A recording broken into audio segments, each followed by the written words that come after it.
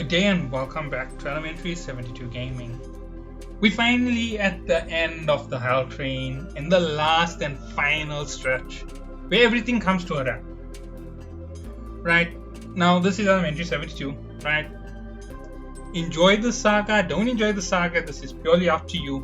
It's been 30 days of storytelling. I've enjoyed it from the moment I started. Actually, no, this is the 31st day. So yeah, it's been 31 days of storytelling, one full month. I've enjoyed it. I've enjoyed it more than I've enjoyed anything I've done before. And yes, this is my most favorite thing to do ever, in case anybody doesn't know that. I hope that you all do enjoy what's about to go down on the Hell Train, because this is the final part of it, and then we start off with lore. I might even kick this off with a bit of lore to end it, because I've already started with the first section of lore that I'm going to give to everybody.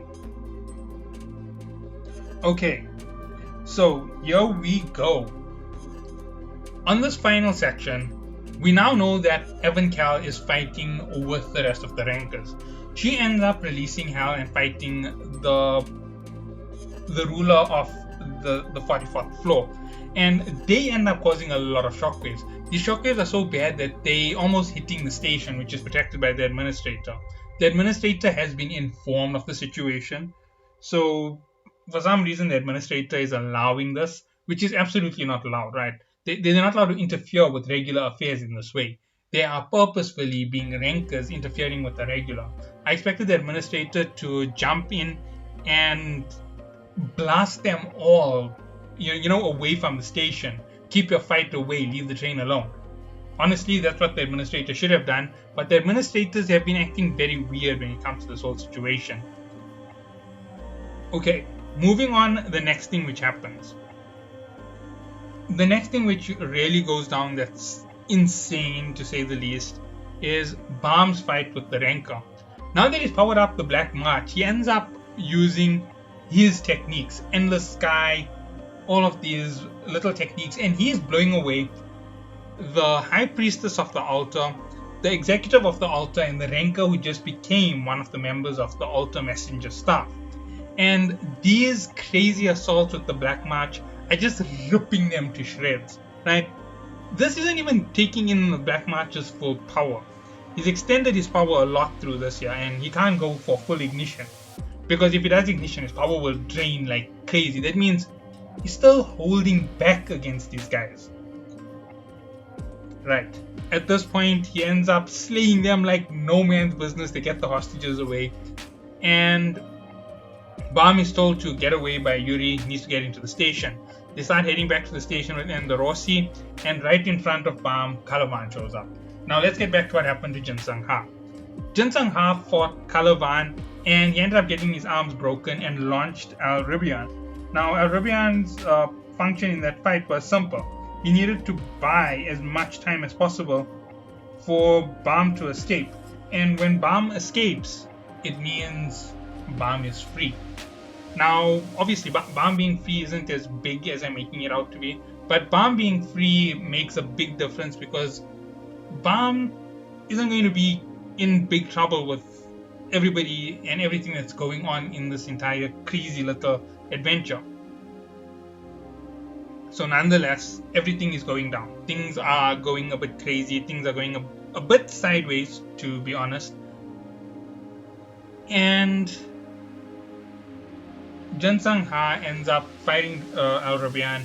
It destroys the squadron commander's flagship, and Calavan, being the cheater that he is, remember they're fighting regulars, cowards, ends up teleporting himself to the battlefield. So that's what happened. At the same time, Mashni is left there with Jin Sung Ha. He's fired as well against with this weapon, and remember, he's weakened really bad. He's got broken arms, he's exhausted, he takes a hit from this cannon, and he still makes a run to the broken teleportation device to go and intercept Calavan. And Mashni stops him, electrocutes him multiple times, and he still isn't dying. And she keeps attacking him, and she still can't kill him. And eventually she captures him and takes him hostage. Now at the station, Calavan is in front of Balm, and Balm just goes ham against him, fighting to try and get away. At this point he says, "So you're the one that Jin Sung Ha gave his life?" This drives Balm nuts. Bam just goes, "What did you do to my master? What did you do?" Like somebody really angry. Bam's losing his cool. Bam ignites the Thorn fragment, the first one. Hits him with Stardust Breaker. Hits him with a flare wave explosion. It does damage to Calavan. Calavan doesn't even see it. Calavan is that oblivious to the fact that this kid has that much of power. Calavan keeps going at him. He ignites the second Thorn fragment and he hits Calavan. Calavan now doesn't know what to do. Calavan is struggling against Bam, right? And he's like, okay, now your master didn't give his life for someone worthy. I can see that you will get stronger, but you're not as great as you think. Should have been at least able to scratch me if you were powerful. Remember, he left a hole through Calavan. At this point, Hansang Yu, Evan Cal, and Yuri jump into the fight. Karaka jumps into the fight, said he'll avenge his master. Bam needs to get to the station. Bam goes mad and he just keeps attacking Calavan. He wants to rip Calavan to shreds. Right? This kid is gone nuts. So nonetheless, they end up getting onto the station. Eventually, these three. Yuri ends up staying behind when the station gets out of there, and I'm going to explain that now. Yuri ends up remaining there. Hansang Yu, Karaka, White, Evan Cal, all of them go away to where Bam is going to go to, while Yuri decides she's going up to find out why Jahar wants to kill Bam. That's what she decides she's going to do in the end, even though it's a death sentence for practically. Remember, they can't really kill her. It's a bit dangerous to kill Yuri. If they kill Yuri, they're going to face off consequences when it comes to the rest of the 10 great families. And yeah, I haven't yet even started showing the images for this section. So nonetheless, we get this interception from Evan Cal versus Calavan. And this is what Evan Cal says. Today you may have made your biggest mistake. That kid getting away from you is definitely your biggest mistake because you didn't even notice the damage he did to you. I didn't care about this kid until I saw the damage he did to you. At this point, Calavan is like, damage he did to me? It's right next to that wound. No wonder you didn't notice it. Calavan looks down and he sees. He pierced right through him. Calavan is shocked. Calavan is like, that little punk. He put a hole through me. He could have killed me with that attack earlier. I'm a high ranker. And this little thing is going to kick my butt. No way. High rankers have a tough time against me. How can he do that? Gives you a hint on the level of power he possesses. He possesses power to kill a high ranker. He's ridiculous. Bam is high ranker level at the 44th floor of the tower. And we're going to catch up with him in a year on the 52nd floor of the tower, where he's equivalent to who knows how much more power. We know that he's high ranker level already with that craziness that he got. Right? He's higher than a ranker in power. He can definitely fight a ranker and obliterate them because their Shinsu is useless against him. His attacks can kill them, so that makes it even more deadly. But he definitely doesn't have the physical power to keep up with them as yet. Right. The next thing which happens is, on the station, Haruman is moving Rak, Hockney, and Kun, who is in a vegetative state, in a near-death state, with his body frozen from his power, and Evan keeping him alive through a special device that he's using. And they start moving towards the teleportation device within the station. Rak ends up fighting off against Levi, and his powers are so crazy that Levi ends up just surrendering. Fine, I'll release the curse mark, just don't kill me, leave me alone. I'll stop following you, you don't have to give me anything. Right, please spare my life. So Levi begs for his life, and they let him go, and he's like, man, that team is crazy, those two are so ridiculous, their powers are insane. And besides that, their Rak also expresses something. He's seen Evan Cal's fire before. Now, there's a secret about Evan Cal. She possesses an ancient within her. An ancient is part of the power that the original ancient one possessed, which he broke up into 5 pieces.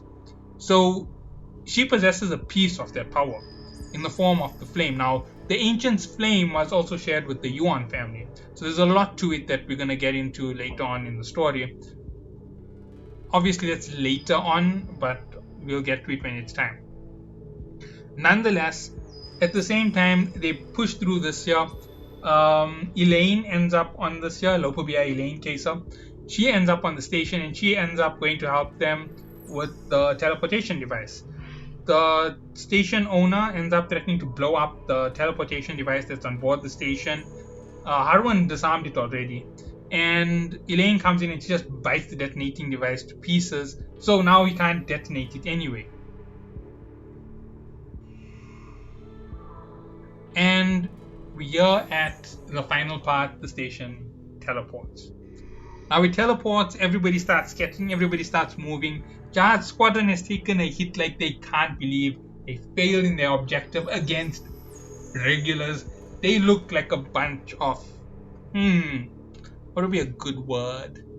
Useless? No.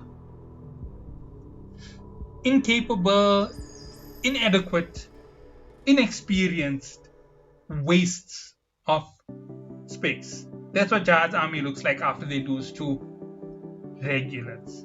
They lost to a regular guy. Basically, Harwan's plan put most of it together. Bam obliterated quite a bit of their plan, which made them even more frustrated. They cheated to try and catch a regular with high rankers. Cowards. They should have just sent their regulars to fight him, but no, they wanted to be cowards. Sent a whole squadron. Obviously, I understand if the squadron took on only the Slayers, that would have been fair, but no, they wanted to fight Bam, cowards like they are.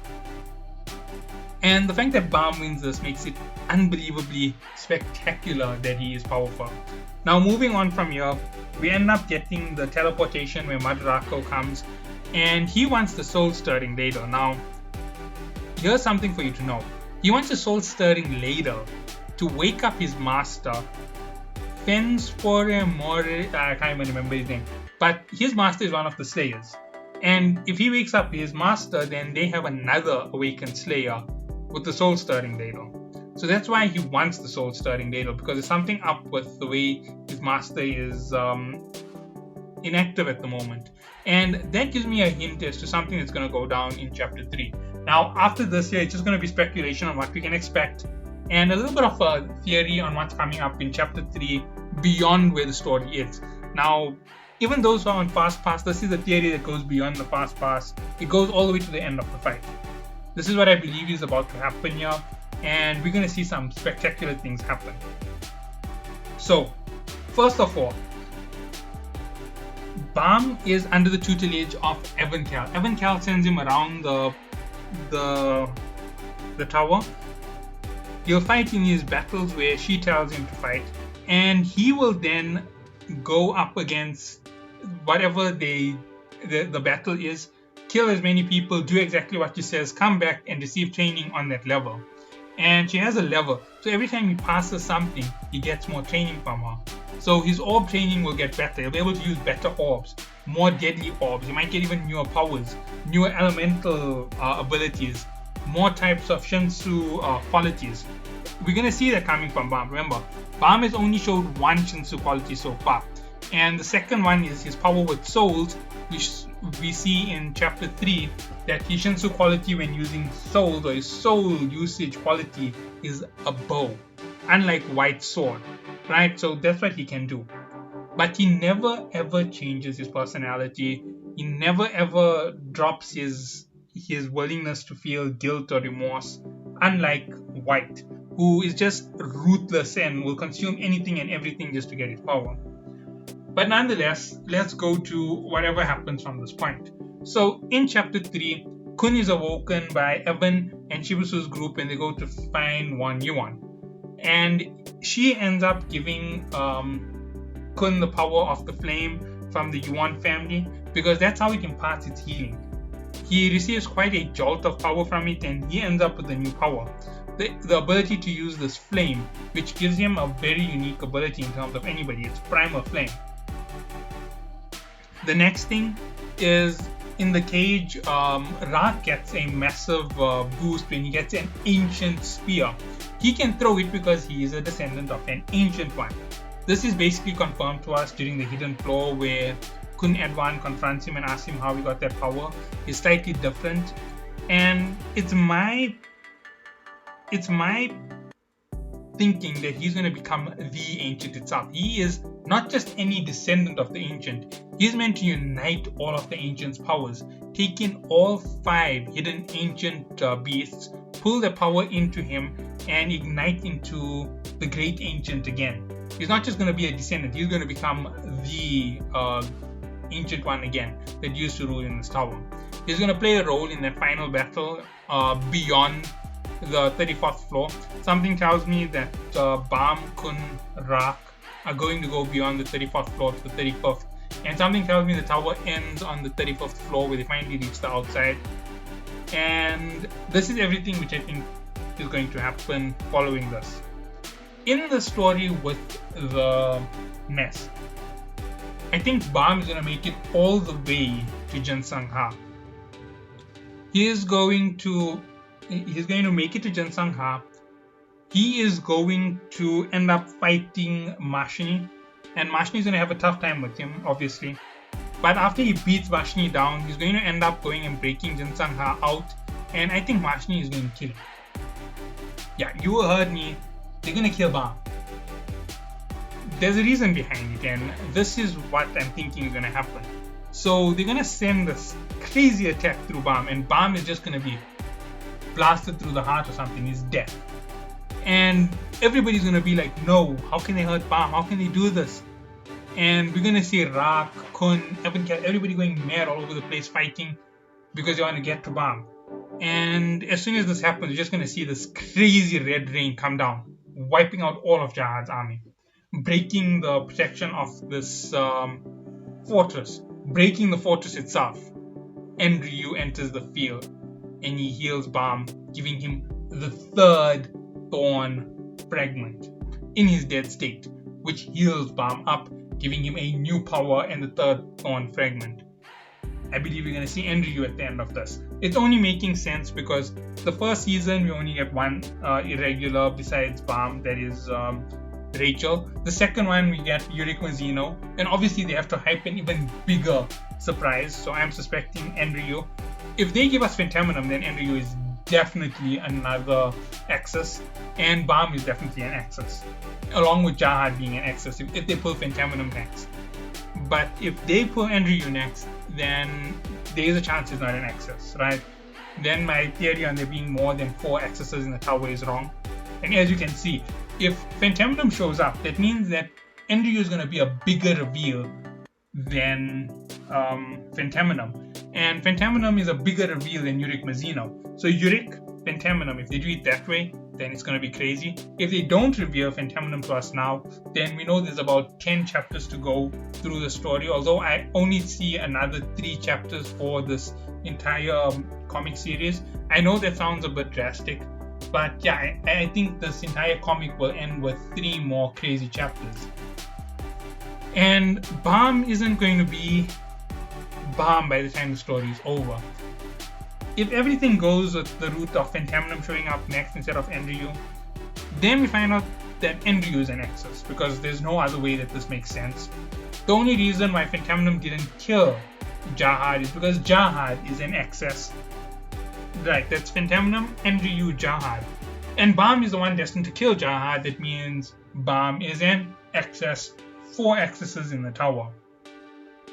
Rachel hates him because he is the demon Axis, the monster of the night, the truest night. That's why his name is Bam. And his real name is Vio. We'll find that out on the way to the final battle. That is my prediction for where the story is going. Now, obviously, I could be way off on everything. If Bam doesn't die and Enryu doesn't show up, then obviously the next thing which I think will happen is Phantaminum will show up and help Bam through the crazy part of the fight, stopping Mashni from killing him at the very least, or stopping some other high ranker from killing him and just obliterating the army to get him out of there with Jensang Ha in tow. Or they're going to leave Jensang Ha behind if Phantaminum shows up, and Jensang Ha will be the hostage through the second part of this arc, because obviously Jensang Ha's liberation will end chapter 3. Chapter 2 was ridiculously long. 238 individual episodes. So I'm thinking that we're going to see about 250, maybe 270 for Chapter 3. But here's something else to note about everything that's going to go down in Chapter 3. Bam's fight with Jahad's army right now is going to kick off the second part of the war. Remember, they're facing off against 3 squadrons. They've obliterated Squadron 4. Squadron 4 is annihilated by what happened in the first part of the Nest series, which is just talk of it. Squadron 3 with Yasracha, I believe they're going to pull a strategic withdrawal after losing so many of their squadron commanders. And the last thing to this entire chapter is going to be Bam himself either dying or gaining some insane power to make him high rank level. Because after this, I think there's going to be a climb to the tower, because every chapter has had this 10th floor climb, an apex, another 10th floor climb, and apex. And I think we're going to see it again, right? Because thinking about it, from the 44th Peonia on the 52nd, we end up going up a few more floors by the end of this to the Nest, which is 10 floors from where we started before the 70 chapter mark even kicks off. The 100 chapter is going to end this crazy war saga, which is really frustrating a lot of people. I understand why. These are a few of the things that are irritating people about the current arc in chapter 3 or arc 3. Bam is the main character, right? And they're putting a lot of emphasis on the bad guys, and they're giving us their backgrounds, their stories. And unless they're about to play some crazy thing on us where we start feeling sorry for Jahad's army, I don't understand why they did it. But nonetheless, we're going to end up with this crazy allotment of fighting in the section, and with the backstories in it, it's slowing the story for us. Maybe SIU wants us to make it to chapter 80 before any real major things happen. Maybe he wants this year to last a whole 200 chapters, 200 episodes to the end of it, and he's broken it down to such small episodes. I'm not sure. But either way, these chapters aren't as glorious as chapter 2. Think about it, arc 2, we've got the Hell Train. We've got the fight against White. We've got all of this. We've got history on White. We've got progression. Every single chapter has so much of progression. It's insane. Every time one of his clones showed up, every time a small little battle in the pipes, there was so much of progression on everybody all at once. But here, the progression is too slow. They've slowed down the beat and tempo of their crazy antagonists. The Cage Saga was insane and amazing. The Nest Saga, it kicked off so fantastic with that first fight. That first fight was so fast. I couldn't even believe they took out a squadron as fast as they did. It shocked me that they did it so quickly. I thought they would give us a little bit more backstory into everything as they were taking it down. But they did it. They gave us a fantastic story with very little excess backstory on the key fighters. Then we get into the next level. We get introduced to this crazy cat and mouse game, which is a stall tactic by Jahad's army for some reason. Looks like they're firing up a weapon. And if I am correct, that's what Evan Cal is going to stop. She's going to stop it. There isn't even a question about it. But nonetheless, the next thing which I don't feel was fair was how they treated the story's progression. Bam is slowed too much. The fight with everybody else in their separate sections, Bam, Evan Cal, Yama, they just don't make any sense. They're progressing too slow. They're pointless. They worthless movements. Everybody rushing to go and free hostages inside that cat tower. It's pointless. By the 10th turn, everybody is on the field regardless. It just doesn't make enough sense. They needed to give it a little bit more oomph, a little bit more weight to the fights. Yes, I understand why people are upset, and I understand why even I'm getting upset, because it feels like every time I read a chapter, it's getting shorter and shorter and shorter. The progression is one hit and it's over. It's one short little skirmish and it's over. There's no overlapping and oh no, what's happening there? What's up? No, they jump from here to there in the middle of crucial scenes and crucial moments, and there's no progression. It's just stalemate after stalemate after stalemate. SIU is a fantastic storyteller.